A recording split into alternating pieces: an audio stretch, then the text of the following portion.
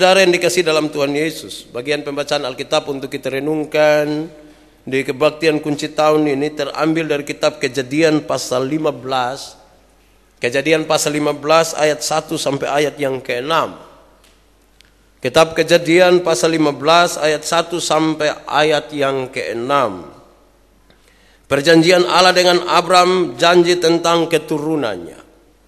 Kemudian datanglah firman Tuhan kepada Abram dalam suatu penglihatan. Jangan takut Abram, akulah perisaimu, upahmu akan sangat besar.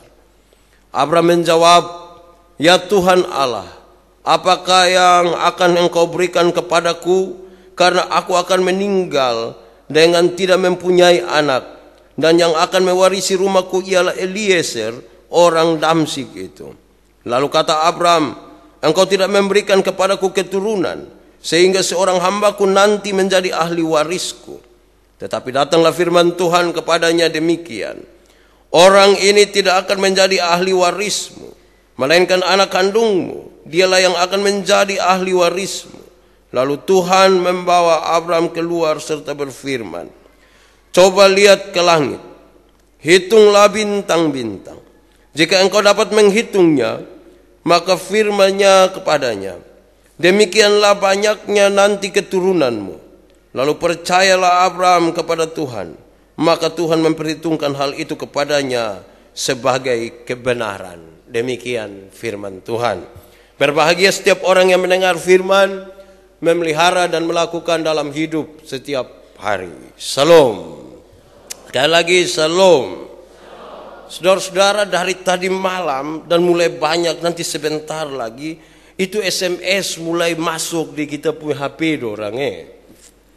Kita masih tidur juga SMS, dan kalau kita buka tulisannya bilang begini, yang paling banyak tulisannya bilang begini, tak terasa kita sudah di penghujung tahun. Saya dalam hati tidak rasa. Kira-kira kita rasa kok tidak? Tapi kenapa tulis bilang tidak rasa? Seorang sahabat tulis ke saya, tak terasa. Saya dalam hati begitu, terus saya balas dia, sapa oh. Saya tanya dia, sapa oh. Dia tanya kembali saya, sapa apa bro? Sapa yang tidak rasa? Saya tanya dia. Saya rasa ini. Kenapa? Bayangkan kalau 635 hari hidup tanpa rasa, mati itu. Tidak hidup, mati itu. 365 hari hidup harus dengan rasa, jangan dengan tidak rasa. Tapi kenapa begitu? Saudara bayangkan kalau orang hidup begitu lama dan tidak rasa, pasti yang di dalam dia pun diri dia bilang, kok memang mengalir mengalir. Biasa orang-orang yang bilang mengalir saya itu tidak sukses. Tanya orang, buat apa? Semua saya sudah coba. Ini itu. Terakhir saya mengalir. Tidak akan berhasil. Orang-orang yang punya komitmen lah yang akan mengalami sesuatu. Orang-orang yang mengalir saja dan tidak merasakan bahwa perjalanan hidup ini terus menerus dari waktu ke waktu adalah orang-orang yang tidak menikmati sesuatu dalam hidup ini. Kok bisa begitu? Ya. Tapi kenapa banyak orang setuju dengan SMS tadi? Kenapa? Kenapa sampai terasa perjalanan hidup ini begitu cepat? Sudah 31 Desember lagi, padahal baru kemarin 31 Desember. Kenapa? Yang paling gampang dijawab adalah sibuk, Pak. Sibuk. Kalau orang yang di penjara sana tiap hari dia lingkar tanggal satu-satu begini, itu kan kelama Tapi kalau sibuk kan tidak rasa toh, sibuk. Maka pertanyaan yang paling gampang adalah, sekarang ada buat apa? Orang akan lebih suka menjawab sibuk, sibuk. Itu kalau jawab sibuk itu ke derajat naik sedikit. Jadi kalau tanya buat apa? Sibuk. Wah itu ke harus sibuk. Tapi kalau tanya dia, lu buat apa sekarang? Tidak. Iya masa lupa model begitu itu. Orang dia tidak sibuk. Jadi kalau sibuk itu sepertinya naik sedikit. Tapi Tapi pertanyaan kedua, sibuk apa? Yang ada sibuk-sibuk itu sibuk apa? Itu yang harus direnungkan. Sebab apa? Sebab kesibukan semua itu belum tentu berkenan kepada Tuhan. Belum tentu semua kesibukan itu akan mendatangkan berkat dan sukacita. Kesibukan yang kita lakukan, segala sesuatu itu dalam hidup kita, dalam seluruh kesibukan kita, belum tentu membawa hal-hal baik bagi kita, dan kita juga pusing dengan kesibukan kita. Lantas kemudian orang bikin sebuah catatan begini, kebahagiaan itu hanya seperti kupu-kupu. Dia terbang ke sana kemari, hinggap di orang lain, tapi tidak hinggap di saya. Hanya hinggap di orang lain. Padahal saya mau tangkap-tangkap sambil menyanyi kupu-kupu yang lucu. Tidak bisa. Kenapa? Karena kita sibuk dalam sebuah kesibukan yang tidak berarti. Tidak berarti bagi diri dan tidak berarti bagi Tuhan. Tidak berarti bagi kekekalan. Itulah yang membuat hari-hari hidup ini hanya dijalani.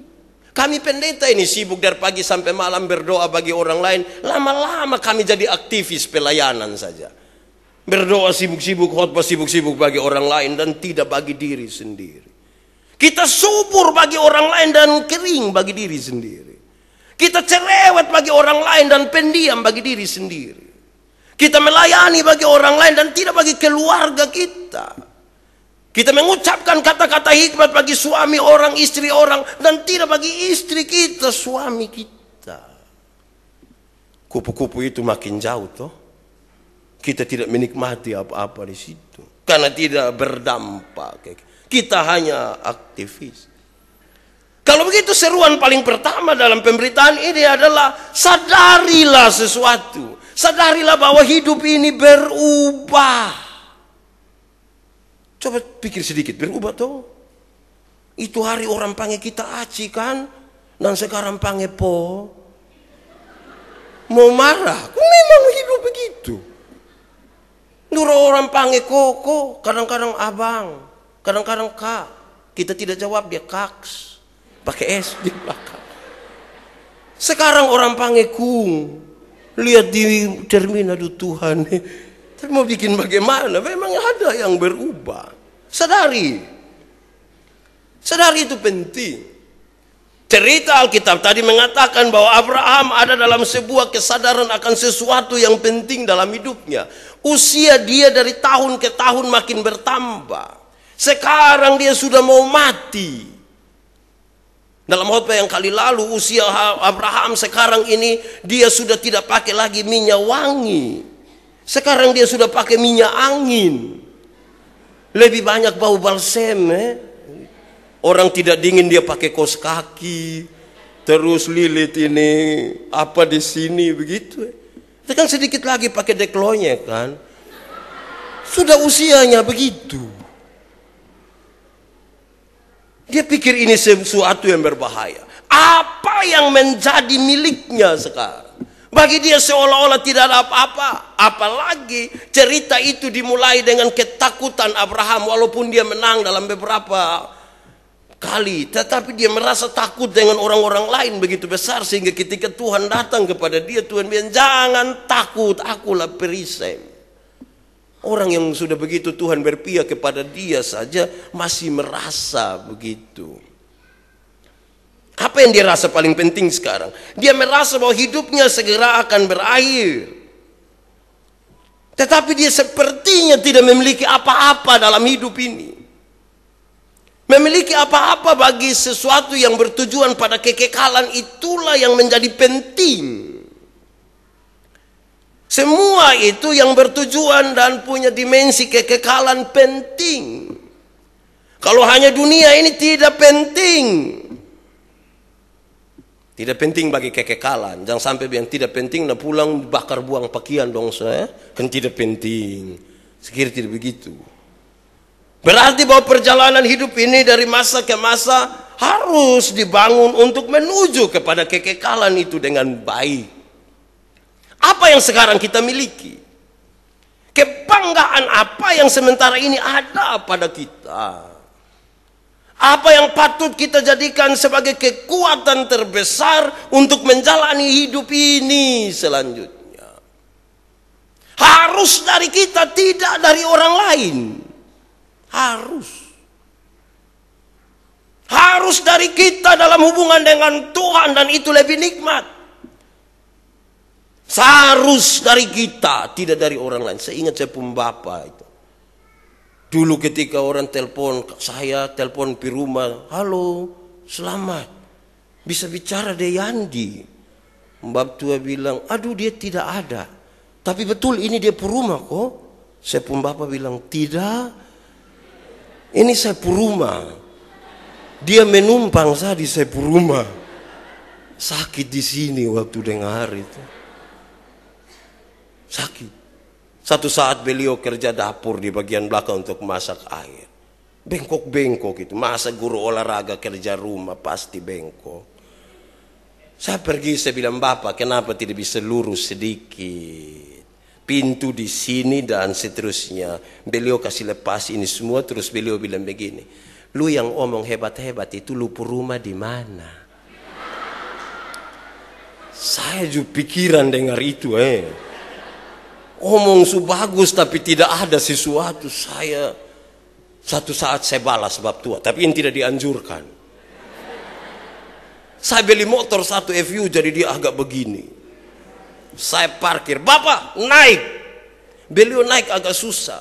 Waktu di atas beliau bilang begini, kamu juga beli motor terlalu tinggi, kita naik susah. Saya berhenti, saya bilang, Bapak yang ngomong hebat-hebat, motor di mana?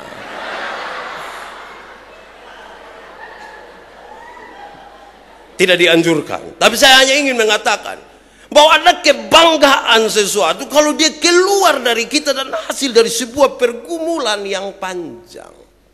Orang belajar menghargai sesuatu dan menghargai waktu itu.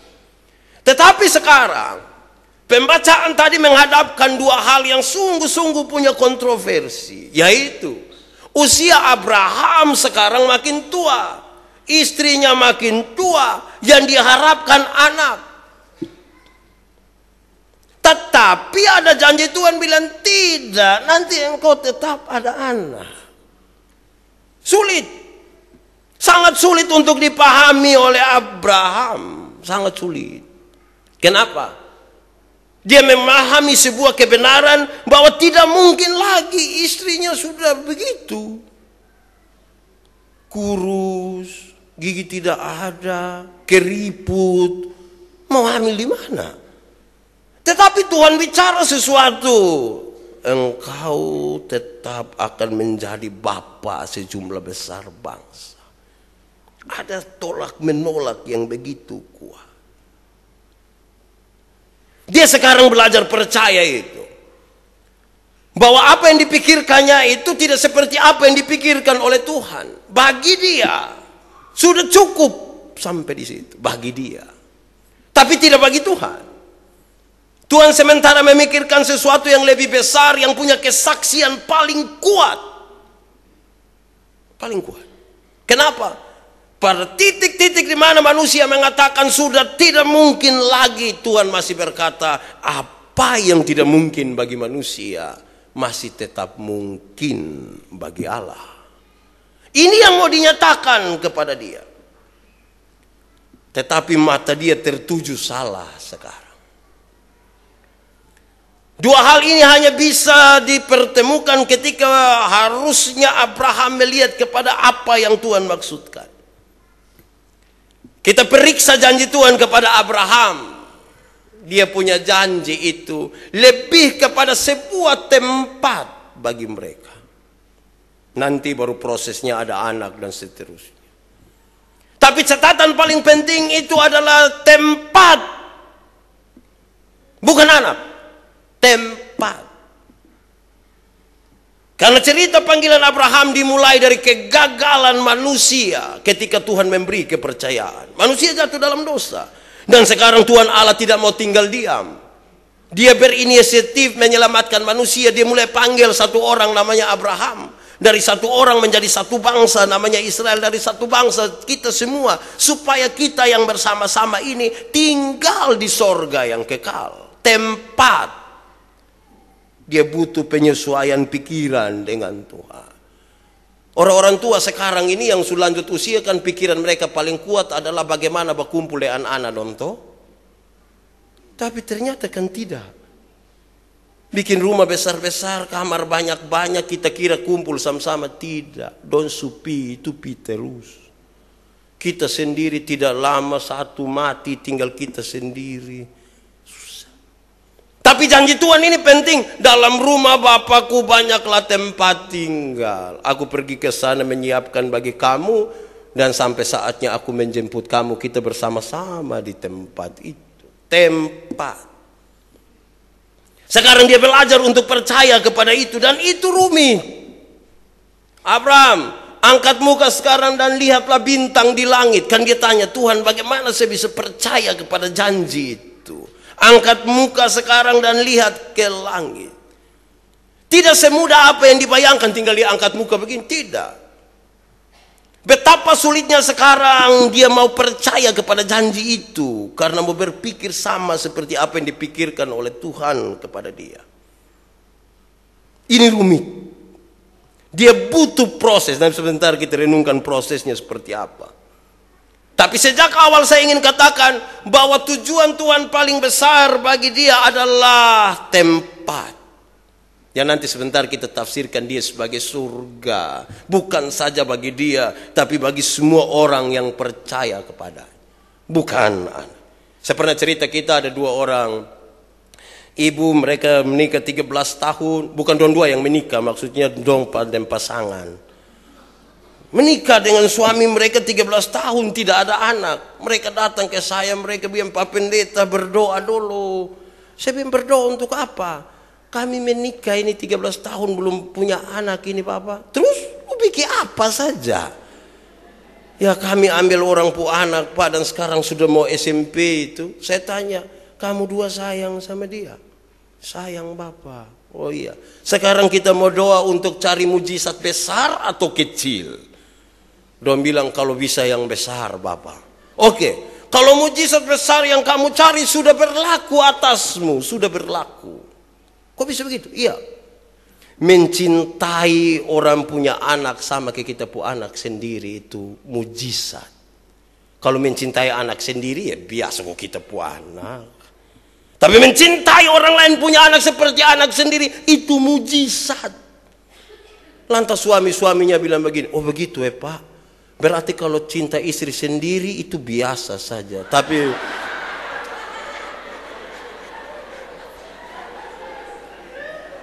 Tapi mencintai istri orang sama ke istri sendiri itu mujizat kok.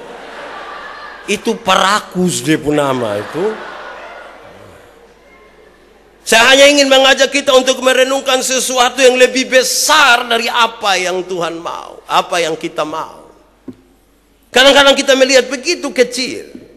Lalu apa sekarang saya mau ajak kita untuk kita renungkan bagian ini. Proses dari dia tertunduk sekarang untuk angkat kepala. Melihat kepada janji Tuhan lewat itu bintang-bintang itu. Begitu rumit. Satu. Dibutuhkan iman yang kuat. Dia butuh iman di situ. Lebih besar dari sekedar logika dia. Dia butuh iman. Dan kalau bicara tentang iman, kita bicara tentang dua hal. Yaitu, iman itu menurut definisinya mengatakan. Iman itu tidak melihat tapi percaya. Iman itu tidak melihat tapi percaya. Pada saat kerinduan terbesar dari kita adalah melihat baru percaya. Alkitab memberi definisi. Iman adalah dasar dari yang kamu percaya. Dan bukti dari segala sesuatu yang tidak kamu lihat. Ibrani pasal 11 ayat 1. Dia butuh iman. Mau melihat ke atas butuh iman. Tidak logika saja. Butuh iman.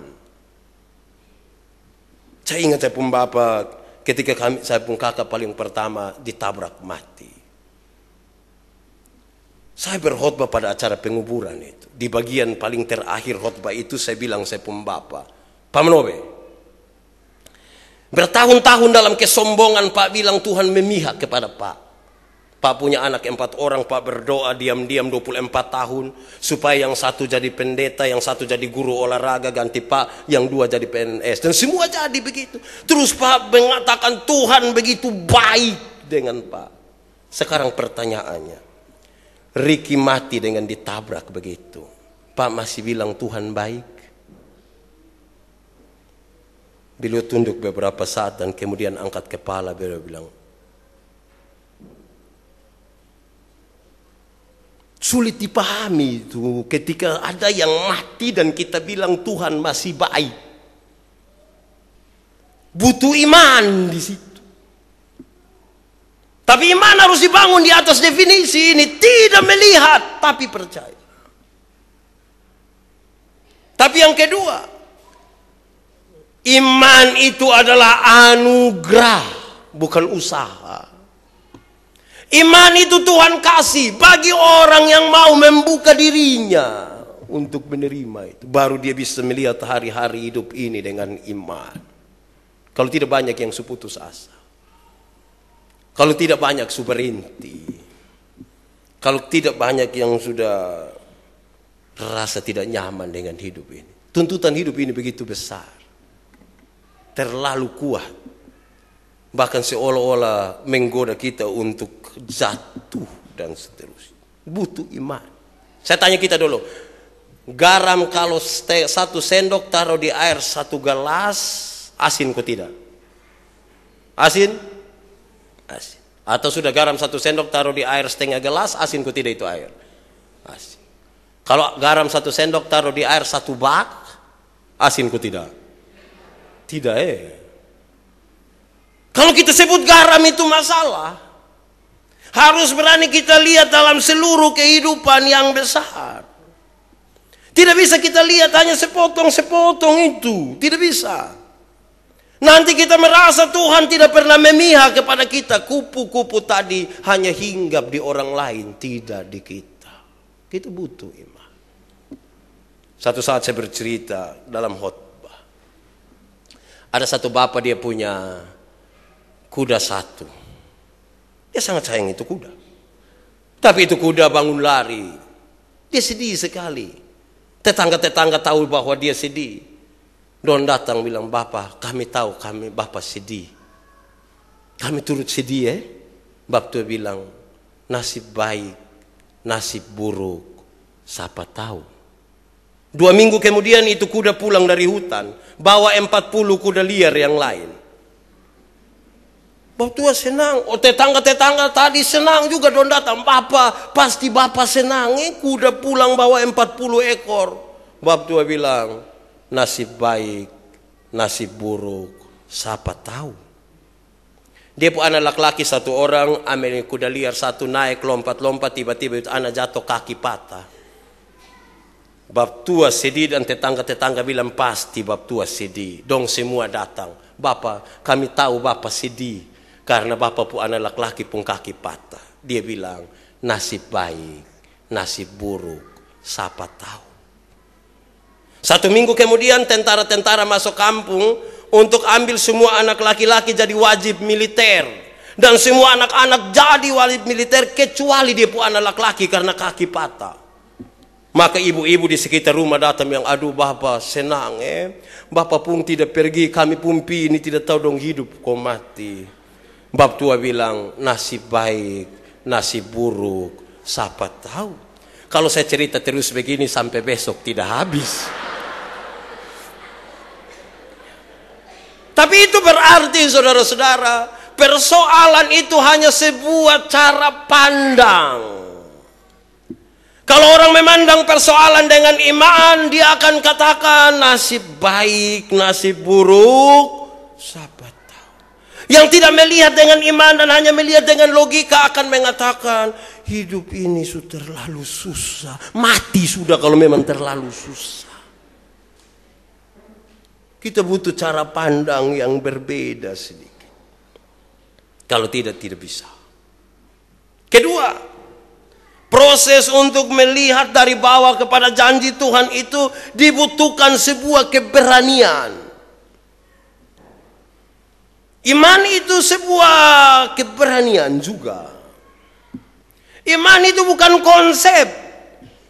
Definisi iman kalau diceritakan di mana-mana, terus kita ambil satu cerita, banyak orang bilang iman sama seperti seorang bapak dibawa dia pu anak di sini dan kita bilang anak itu lompat. Itu anak lompat ke bawah. Terus dia bilang, "Lutsan takut." Dia bilang, "Kok saya tahu saya pun bapak tidak akan mencelakakan saya." Itu iman. Maka perlu tantangan. Bagi seorang tentara yang disebut hebat itu kalau pernah perang. Bukan sekedar siap, tidak perang. Perang. Seorang petinju hanya disebut hebat itu karena pernah bertinju. Pernah naik ring. Bukan sekedar di cermin kok.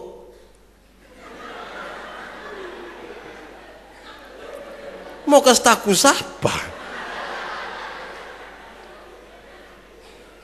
Butuh keberanian.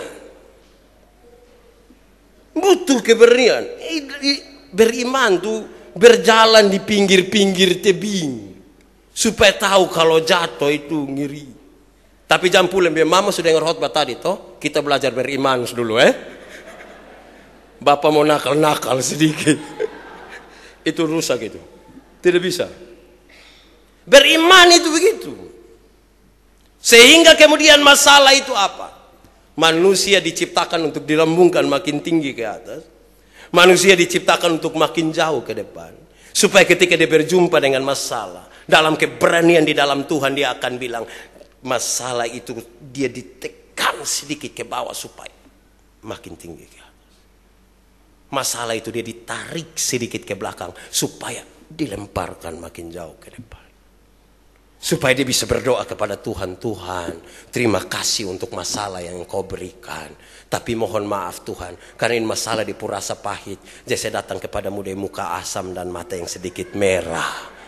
Karena menangis dari tadi malam." Dia hidup kalau pakai menangis sedikit tidak apa-apa. Kalau tidak kita tidak menikmati hidup ini. Hidup ini harus ada kurus-kurus sedikit, pedis-pedis enak juga. Tapi jangan ame itu kurus gosok di mata baru bilang, pedis. Dia susah banyak itu. Tapi yang ketiga, proses untuk melihat ke atas dalam percaya kepada Tuhan itu dibutuhkan harapan yang tidak mati. Dia bukan saja iman, keberanian, tapi dibutuhkan harapan yang tidak mati. Apa beda manusia dengan ayam? Ayam tidak punya pengharapan, tapi manusia punya pengharapan. Jadi kalau manusia berhenti berharap, dia sama dengan, saya hanya tanya saja.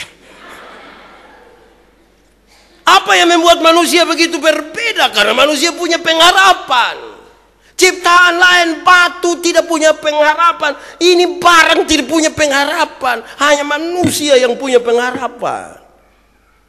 Karena itu jangan berhenti berharap.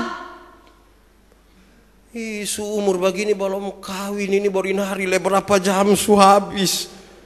Berharap sedikit lah, mungkin jam 1 nanti baru dapat jodoh. Tidak apa, teruslah berharap. Jangan berhenti berharap. Harapan itu begitu penting dan membangkitkan orang untuk berani melihat lagi ke atas. Tidak ada satu orang pun yang sukses yang tidak pernah jatuh. Dan tidak ada satu orang pun yang jatuh dan tanpa membangun harapan dalam hidupnya dia bisa bangkit kembali. Kegagalan itu terus ada. Harapan dan iman menolong kita bangun lagi. Dan orang-orang bilang, "Son tahu tobat ju."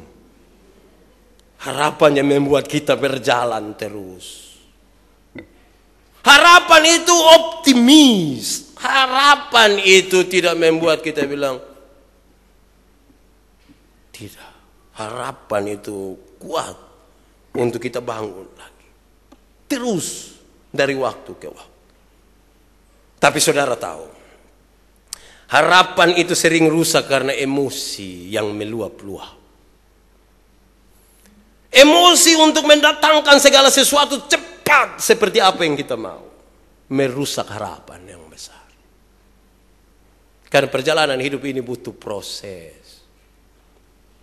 Harapan itu rusak ketika kita tidak lagi bisa mengampuni. Kalau kita tidak mengampuni, harapan rusak. Karena lihat di muka langsung, orang omong dia pun nama kita pun hati sakit tuh.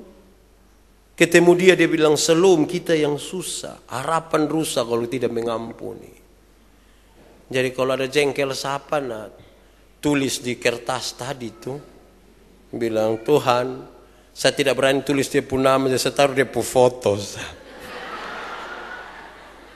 Ampuni sudah. Lah sedikit kita sudah lewat tahun 2014 ini.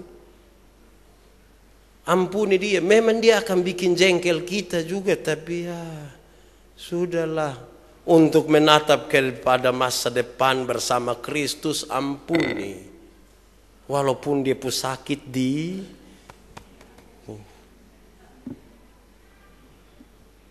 harapan itu rusak ketika kita tidak realistis. Kadang-kadang kita membangun harapan tapi tidak realistis. Laki susun ada, bini sun ada, anak, dan kita memaksa mereka untuk mereka terus ada. Tidak bisa, tidak realistis. Harapan itu rusak ketika kita benci terhadap diri sendiri. Itu sebenarnya pekerjaan iblis yang memaksa dan mendorong kita untuk terus menghakimi diri, menjadi orang yang salah sepanjang masa. Tidak, pengampunan Tuhan berlaku seterusnya. Saya ingin mengatakan kepada kita cerita ini. Seorang sahabat menulis kepada saya begini. Ada satu keluarga. Mereka punya satu orang anak kecil. Baru beberapa bulan. Tapi suaminya meninggal. Untuk terus membangun hidup, ibu ini tidak bisa untuk tinggal diam. Dia harus bekerja. Harus bekerja. Tapi anaknya masih kecil. Mereka punya seekor anjing yang paling mereka sayang. Anjing ini pintar sekali. Bahkan kalau suruh dia jaga makanan pun dia tidak makan. Sampai kapan disuruh makan. Satu saat karena harus pergi pagi-pagi ke pasar, anaknya tertidur. Dia berniat meninggalkan anak ini di rumah. Seperti biasa dia suruh anjingnya jaga. Saya tidak tahu dia bicara bagaimana. Tapi itu anjing duduk di samping tempat tidur itu dan jaga. Beberapa jam ibu ini di pasar.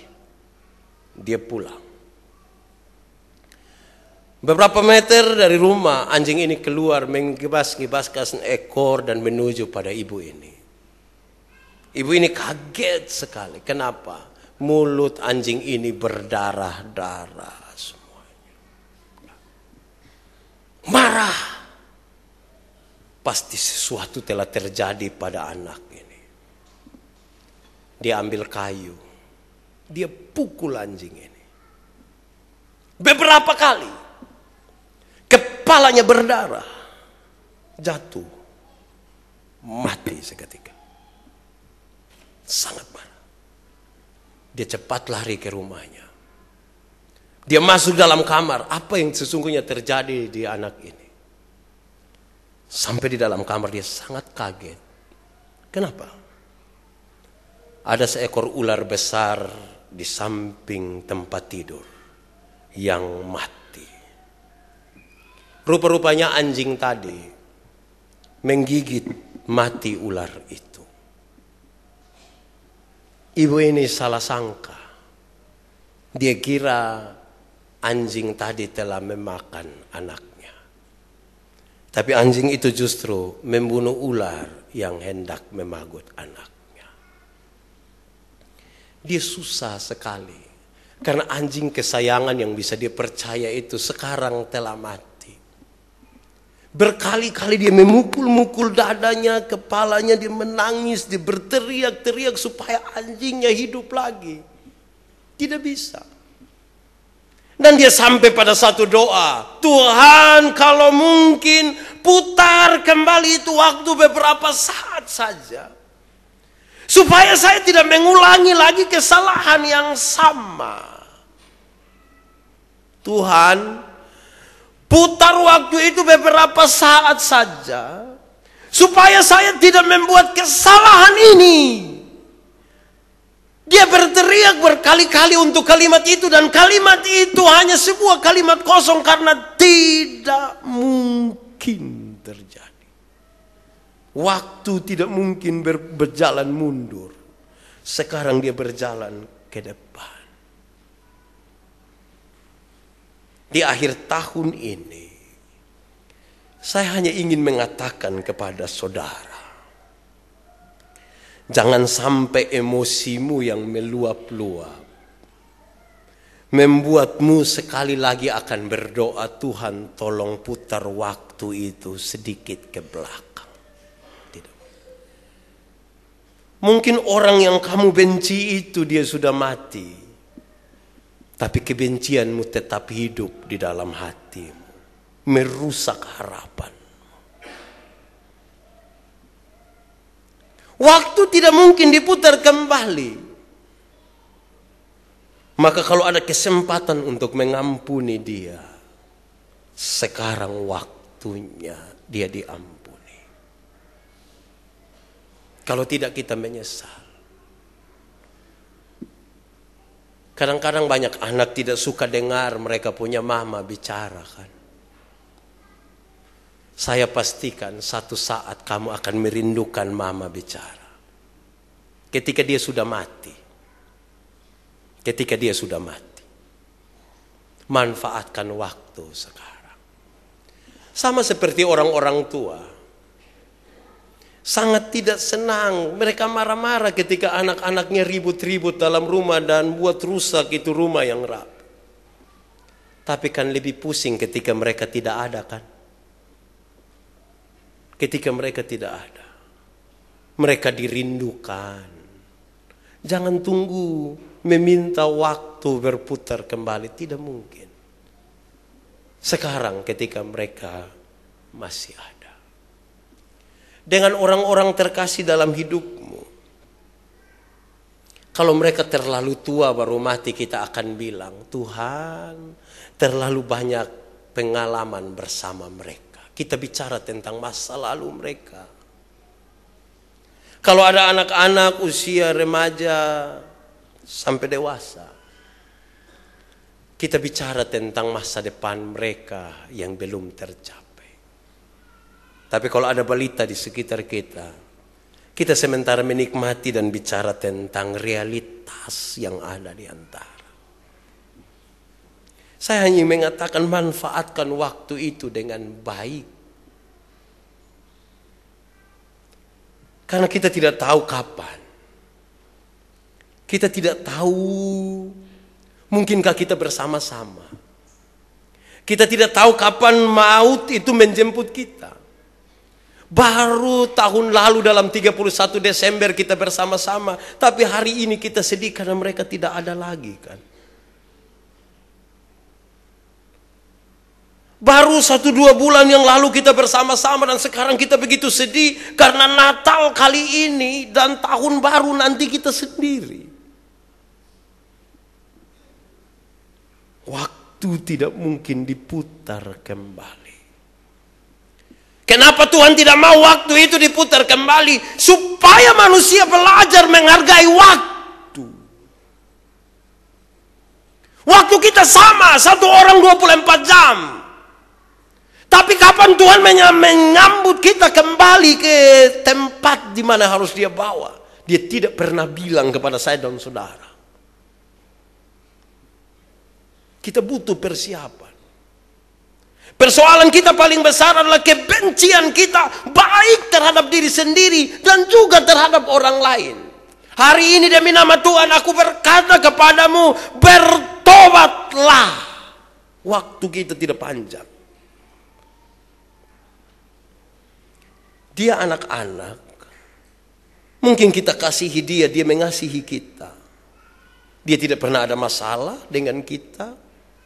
Tapi pertanyaan, berapa lama kita akan bersama-sama dengan dia? Berapa lama? Berapa lama? Mati juga. Dan hubungan itu serius. Saya ingat bapak saya, ketika saya bilang khotbah itu, beliau tunduk. Kami habis kebaktian, beliau panggil saya. Dia bilang begini, Yandi, saya ikut lu mau. Menurut khotbah tadi. Tapi lu ingat satu hal.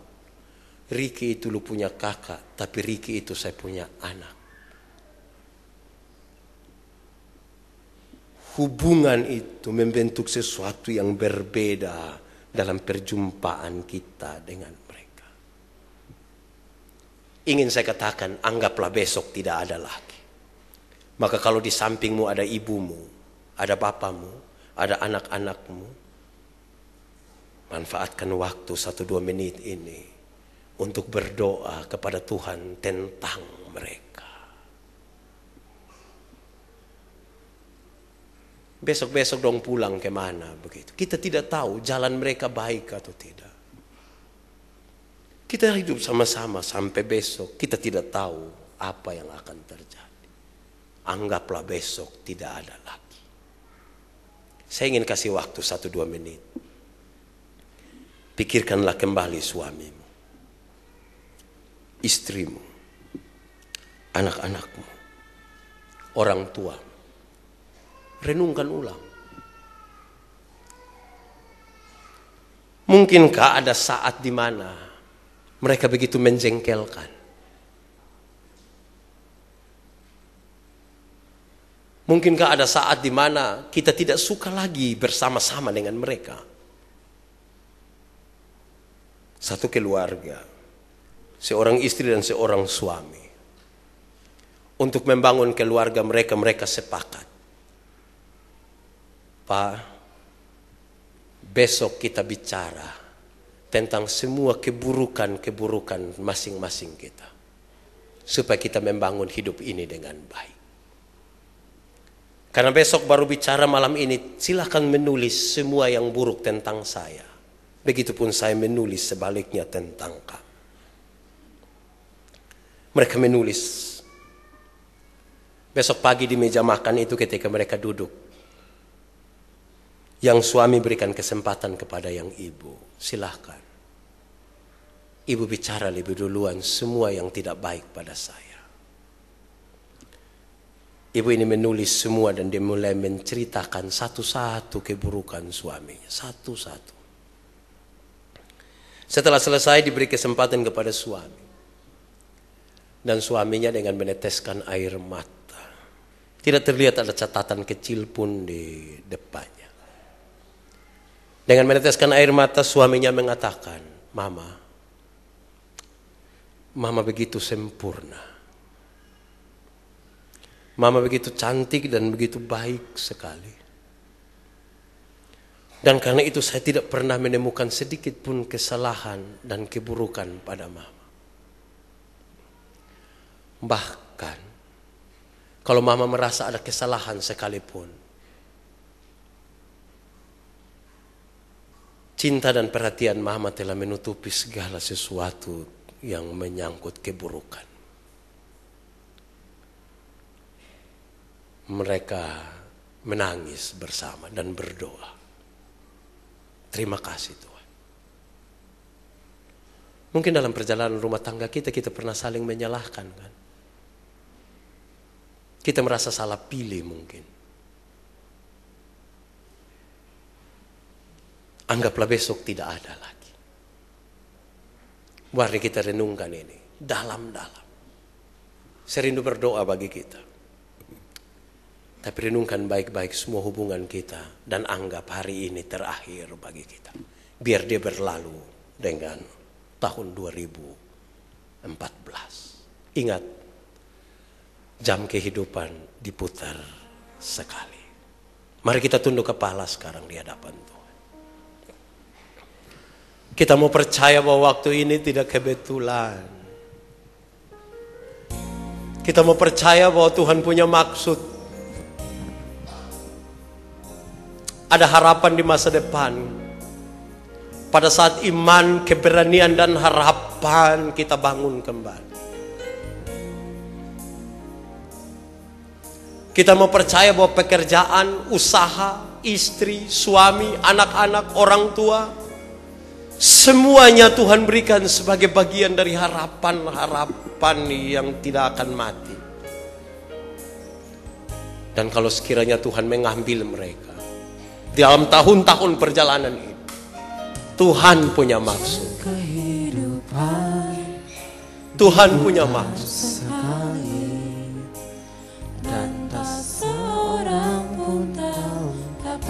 Sambil kita merenungkan semua hubungan kita,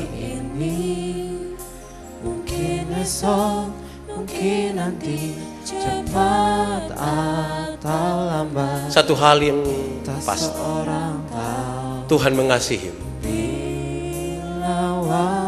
Tuhan mengasihi. Tuhan mengasihi keluargamu.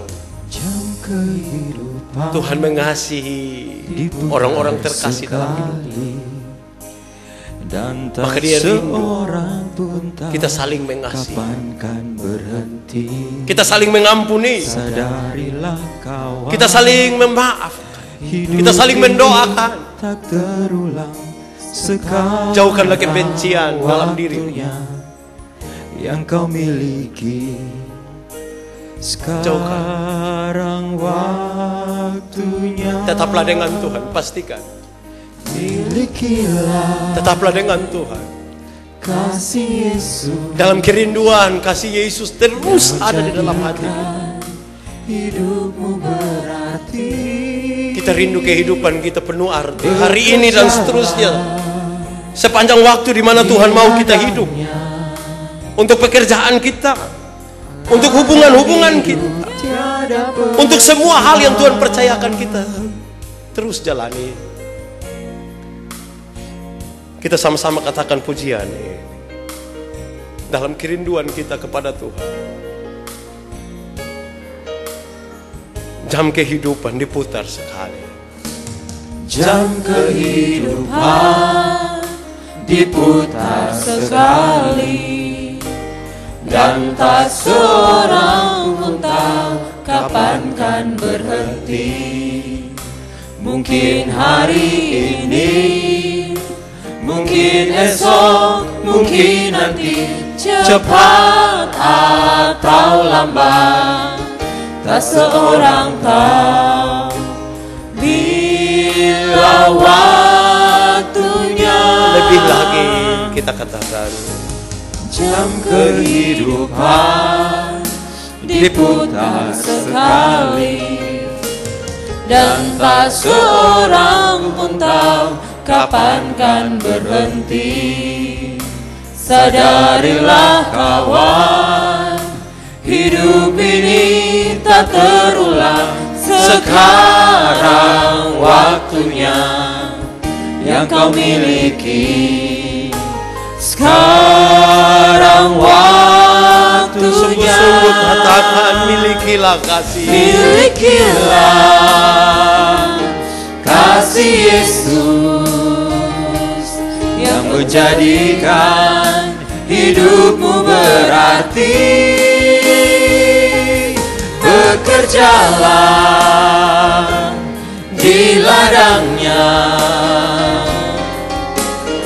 agar hidupnya dapat. Lebih lagi, sungguh-sungguh katakan, miliki kasih. Milikilah kasih yang mengampuni.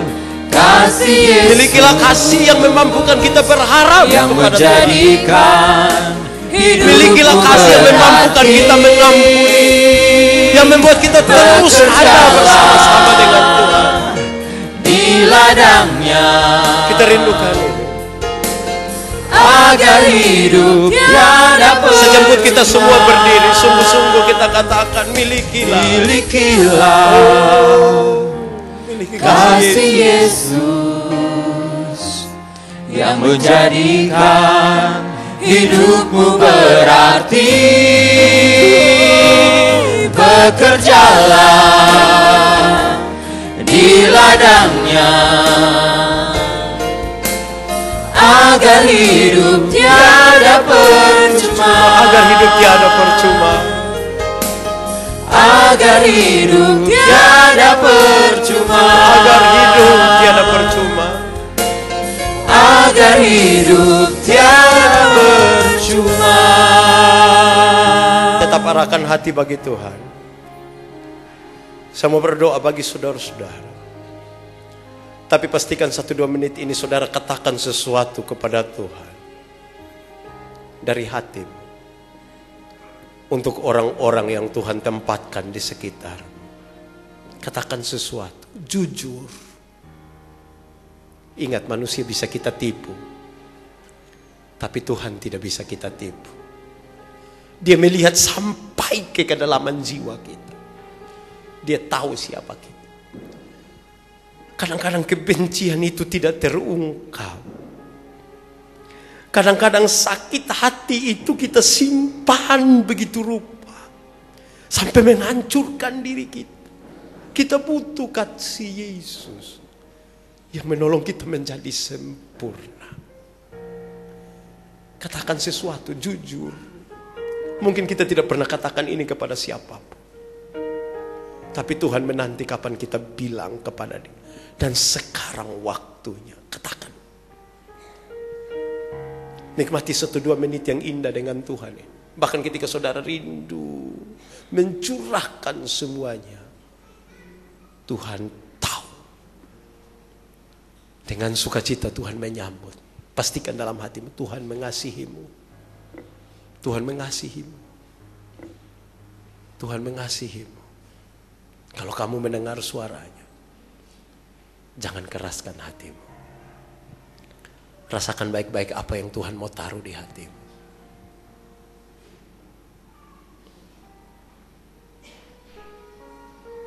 Tetaplah dengan Tuhan. Saya berdoa bagi saudara-saudara. Bapa dalam nama Yesus, terima kasih karena Engkau peduli terhadap kami.